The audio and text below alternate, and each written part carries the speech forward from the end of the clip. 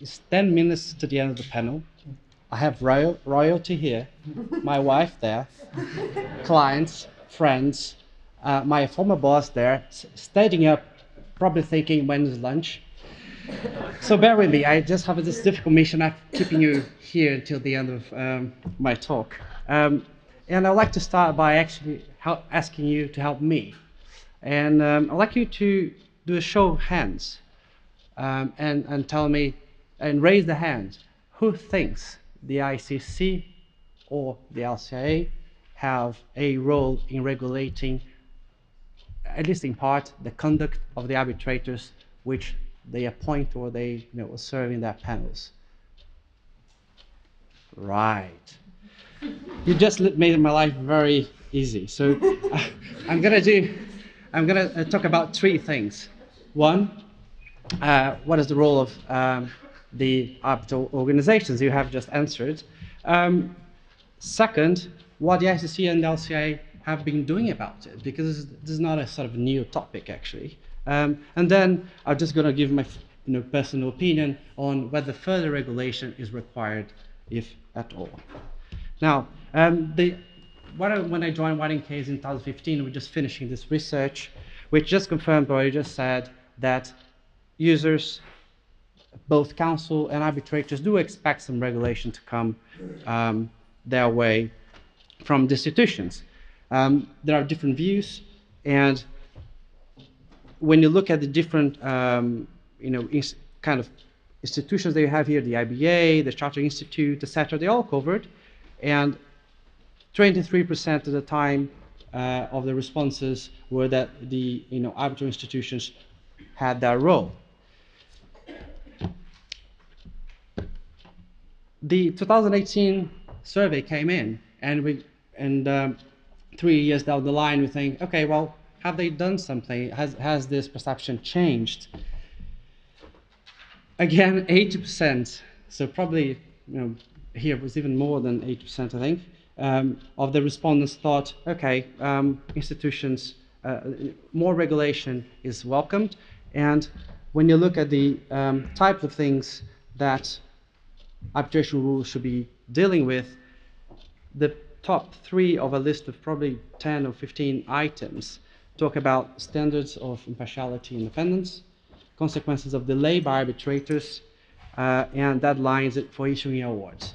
Now, you have heard today a lot about the first point, which is not the new thing. What I think the biggest change has been is on changing how arbitrators and regulating better arbitrators with regard to that actual ability to deliver awards on time and being responsive. So I think that's sum up the show of hands. So the institutions have really the big part of the responsibility in the eyes of the users, in the eyes of the people in the profession. Now, the ICC, for those who act as arbitrators, the booklet that you receive, notes for tribunals, just keeps growing. And actually, it's a fantastic tool if you bother read, because it really tells you step by step what the ICC expects from you, which is based on institution, clients, users, input, and also the ICC experience in handling the cases. I think I would highlight from the ICC as the biggest change is making terms of reference to be issued within 30 days. There's no reason to delay that further if you're really available. And providing time limits for the issuance of the award. Now, pretty much, if I'm counsel, I insist, but if I'm arbitrator, that's a matter of course. You just put a date in when you're going to issue the award. In other services and other jobs, you see the deadline. Why arbitration should be different? I know there can be bumpy roads, etc. But again, if I am a client, if I have a big case for a client, I really want to know, even for organization budget purposes, when the decision is going to come out. The LCIA has a different take on these things, but also has its notes for arbitrators, so they have done their job. They're telling arbitrators what they expect from you. And the coolest feature here is When I'm appointed an LCA case, I just get a call or an email from the casework team and say, where is your budget? And hang on a minute, how can I calculate? Arbitration is difficult. Arbitration is unpredictable. No, you can calculate a budget. And now, having done a few times, you pretty much know how much time you spend on a case. There are different things that can happen, but pretty much know. And the LCA will be on your it'll be chasing you if you're not following things, because they are really copied in all correspondence. Right, so do we need further regulation? We heard about the IBA, we heard about the APA rules, we have heard about what CBAR is promoting, which is not a regulatory format, etc. We heard about the notes. So do we need more regulation? I'll tell you this. I just recently have a case, ad hoc case in Mozambique, African and non-African parties, really different cultures involved, an ad hoc case. So I was completely free to do what I wanted. And I just did 3 simple things. 1, I look at a case early, set a timetable, discussing with the parties, and manage the process in a way that is not because I have a hearing in Maputo in June, although I love to go to Maputo, that hearing must happen. So after the first exchange of pleadings, having spotted the issues early, I convene the party and say, guys, I'd love to go to Maputo, but do you really need 4 days? Do you really need me to go there? Because if you want me to give you a sense of what's, where this case might end, I don't think we're going to probably need document production. You haven't put expert reports, you haven't put witness statements. I think this can be done more effectively. Now, there was a bit of a, I won't tell countries, etc., but the lawyers were not used to this, but obviously I was testing the water along the way. And as it turns out, they come back and say, you know what, that's a good idea. Why don't you decide the documents? But we do want a 1-hour conference call. So that's what we did. So it turns out the case was decided in 7 months from my appointment, and I returned money to the parties. I'm telling you this is not because I want more arbitrator appointments. I'm telling you this because I think there's a big scope for arbitrators to take matters in their own hands, respecting the parties' different cultures, and then